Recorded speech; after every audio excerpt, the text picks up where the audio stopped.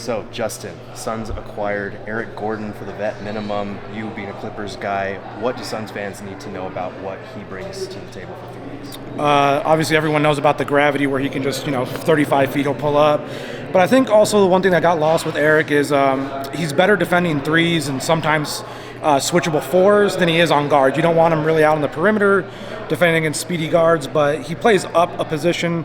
I think with the Clippers, what he kind of got lost in is that Kawhi and PG weren't really ever healthy at the same time.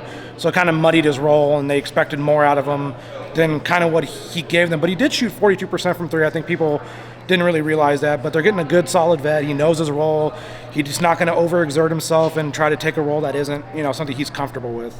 Were you kind of surprised that the Clippers cut him loose like that?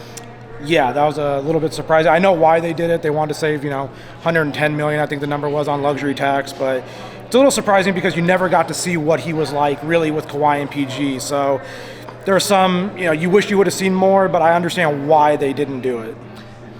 In your opinion, does this move, or do all the moves that the Suns made, Bradley Beal, Eric Gordon, all the guys that they signed in the vet minimum, have they caught the Nuggets as the premier team in the West, or is there still some ground to make up there?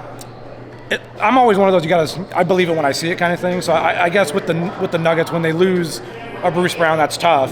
But the Suns probably, by getting in Beal, I think it makes a big difference. They might be very close to even playing field, but I got to see him do it against the Nuggets before I can really get to that point. How do you see kind of the big three working out? Because obviously a lot of people have compared them to what Kevin Durant and the Nets had in Brooklyn. But to me, it feels like they're a little more interchangeable. How do you see those big three kind of meshing?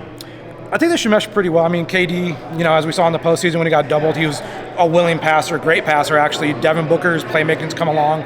Bradley Beal, probably an underrated playmaker considering his scoring ability. I don't think it's going to be your turn, my turn, his turn kind of thing. I think it should be, maybe right off the bat it's going to be a little clunky, but I think as the season goes along, I think they'll figure it out.